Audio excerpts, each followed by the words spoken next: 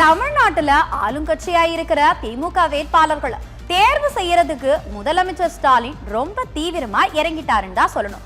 பக்கத்துல இருக்கிற பாண்டிச்சேரி பக்கம் ஸ்டாலினோட பார்வை திரும்பிடுச்சுட்டு போல. முதல் நாள் நேர்காணல அவங்களுக்குள்ளதான் நடத்தி இருக்காரு. புதுச்சேரியில இருக்கிற 30 தொகுதிக்கு 120 பேர் விருப்ப மனு போட்டிருக்காங்களாம். ஒவ்வொரு தொகுதியிலும் விருப்ப மனு போட்ட எல்லாரையும் ஒட்டு மொத்தமா அழைச்சி பேசிட்டாரு. அங்க என்னதான் அரசியல் நிலவரம் இருக்கு, தன்னிச்சு போட்டி போடலாம்னு வேற ஸ்டாலின் கேட்டதா சொல்லிக்கிறாங்க. காங்கிரஸ் கட்சிக்காரங்க முறையா வேலை செய்யறது இல்லைன்னு புகார் சொன்னதா வேற தகவல் எல்லாம் வந்திருக்கு. புதுச்சேரியிலும் திமுக ஆட்சியை புடிச்சு முதலமைச்சர் பதவி மேல ஒரு கண் ஸ்டாலினுக்கு இருக்கிறதா நேர்காணலுக்கு போனவங்க பேசிக்கிறாங்க. புதுச்சேரியிலும் முதலமைச்சர் மு.க.ஸ்டாலின் முதலமைச்சராக ஆசைப்படுறாருன்னு பேச்செல்லாம் அடிபட்டுச்சு. இப்ப நம்ம வேற விஷயத்துக்கு போயிடலாம். திமுக தொகுதி பங்கீடு நேர்காணல்னு வேகமா போய்கிட்டு இருக்காங்க. அதிமுக பாஜக கூட்டணி ஆளுங்கட்சிக்கு எதிராக போராட்டத்துல இறங்கிட்டாங்க. தமிழ்நாட்டுல பெண்களுக்கு பாதுகாப்பு இல்ல, கனிம வளத்தை கொள்ளையடிக்கிறாங்க, அப்படி இப்படின்னு எடப்பாடி பழனிசாமி பொங்கி வெடிச்சிருக்காரு.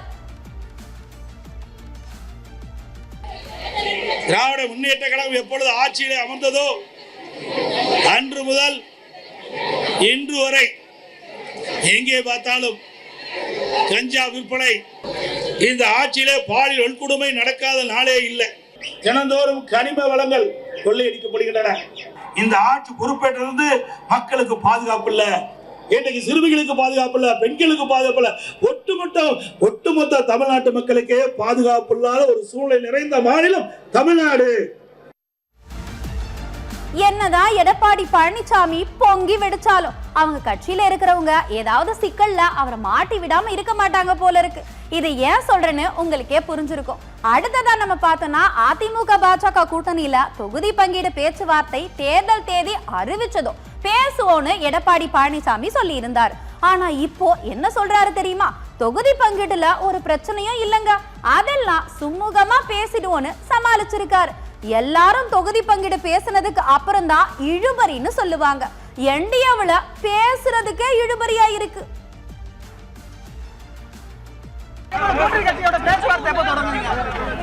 ஏற்கனவே தெளிவாக குறிப்பிட்டு விட்டேன். விரைவில் எங்களுடைய கூட்டணி கட்சி தலைவரோடு கலந்து பேசி முடிவு செய்து உங்களிடத்திலே உங்களை எல்லாம் அழைத்து இதுவரைக்கும் எங்களுக்கு தகவல் இல்லை. தகவல் வந்து உங்களிடத்துல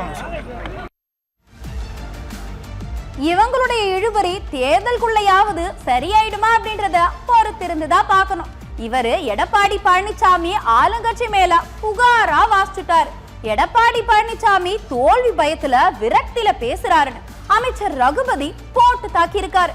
திமுகவுக்கு பெண்கள் சாதகமா இருக்கிறத பொறுக்க முடியாம அதிமுக கூட்டணி போராட்டம் நடத்துறாங்கன்னு அமைச்சர் ரகுபதி திருப்பி விட்டுட்டாரு. இன்னைக்கு பெண்கள் மீது இன்றைக்கு திடீர்னு என்று பாசம் எடப்பாடி பழனிசாமிக்கு வந்திருக்கு. ஏன்னா சர்வேக்கல்ல நாங்கள் சர்வேயை நம்புவது இல்லை, ஆனால் சர்வேயில் 80% பெண்கள் திராவிட முன்னேற்ற கழக கூட்டணிக்குத்தான் வாக்களிக்கப் போகிறார்கள் என்கின்ற தகவல்கள் வருகின்றன.